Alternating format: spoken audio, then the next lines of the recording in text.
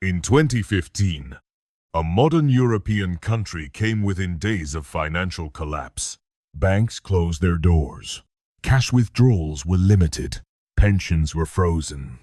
And the country that gave the world democracy, philosophy, and even the idea of money itself was suddenly negotiating its survival with international lenders. This wasn't ancient history. This was Greece, a country inside the Eurozone, a member of the European Union, using one of the world's most stable currencies. And yet, it was on the edge of default, like an empire in its final chapter. So how does that happen? How does a developed nation, backed by global institutions and tied to the same currency as Germany and France, end up begging for bailout after bailout? And more importantly, why should this matter to you, even if you've never been to Athens? Because what happened in Greece wasn't just a local crisis. It was a modern case study in how the global financial system really works, how debt turns into political power, and how fast sovereignty can disappear when money runs out. To understand it, we need to rewind. The roots of the crisis were planted long before the headlines. Greece joined the euro in 2001, and suddenly it gained access to something it had never truly had before: cheap money. For decades, Greece had been a high-debt, high-deficit country. But once it adopted the euro, markets assumed the risk was shared. Investors treated Greek bonds almost like German ones. Borrowing became easy, almost too easy. So Greece borrowed, public spending grew. Infrastructure projects multiplied. Public sector salaries increased. Some of that money went into roads, airports, and modernization. But much of it disappeared into an oversized bureaucracy, weak tax collection, and widespread tax evasion. The government's income simply couldn't keep up with its spending. And beneath the optimism of the 2000s, the debt kept quietly growing. By the time the global financial crisis hit in 2008, Greece was already vulnerable. Then Lehman Brothers collapsed. Markets panicked. Investors started looking closely at government balance sheets. And when they looked at Greece, the numbers didn't make sense.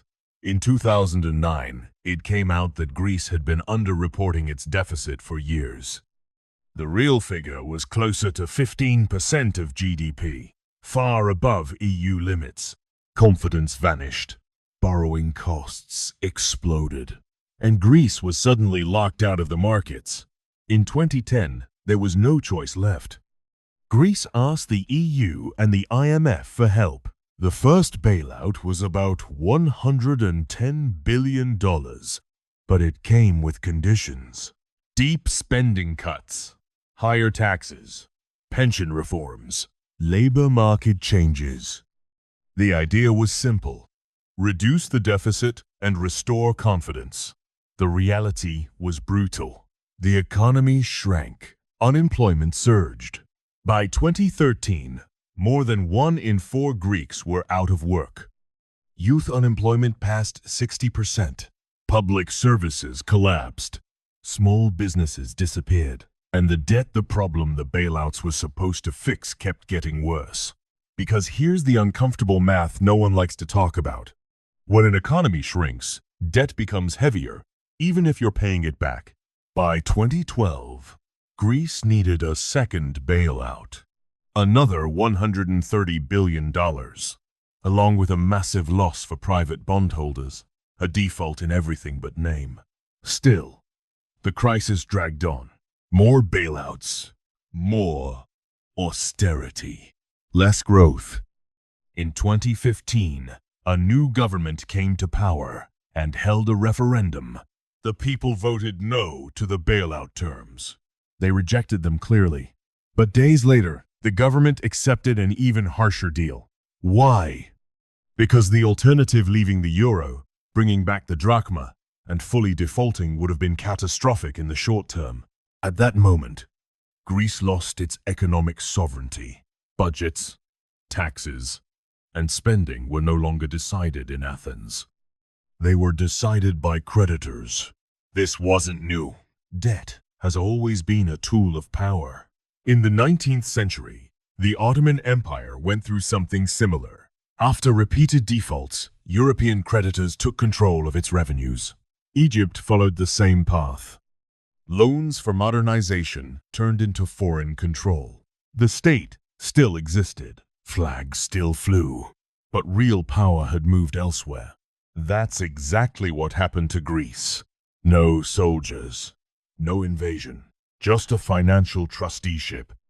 For ordinary Greeks, the cost was devastating. Pensions cut, hospitals without supplies, businesses closing by the thousands. And even today, Greece's debt remains massive. The economy survived, but at a lower level. The price was a lost decade. So why does this matter now? Because the same structure still exists. Look at Sri Lanka, Pakistan, Argentina. Different names, same pattern. Borrow heavily in good times. Panic when markets turn. Depend on external creditors when money disappears. Even large economies aren't immune. Italy carries huge debt. Japan's debt exceeds 250% of GDP. The U.S. keeps climbing higher every year.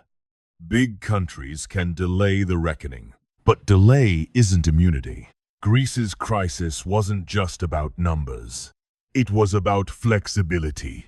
When you can't print your own money, when you can't devalue, when you rely on others to keep functioning, your choices stop being yours. That's the real danger of debt. It feels painless when times are good, invisible, almost free. But when confidence breaks, creditors stop being lenders. They become decision makers. For countries and for individuals, the lesson is the same. Debt reduces freedom. Greece didn't fall like an ancient empire. No walls were breached. No armies marched. But in practice, sovereignty was surrendered. And it happened inside one of the most advanced financial systems on earth. History doesn't repeat, but it rhymes.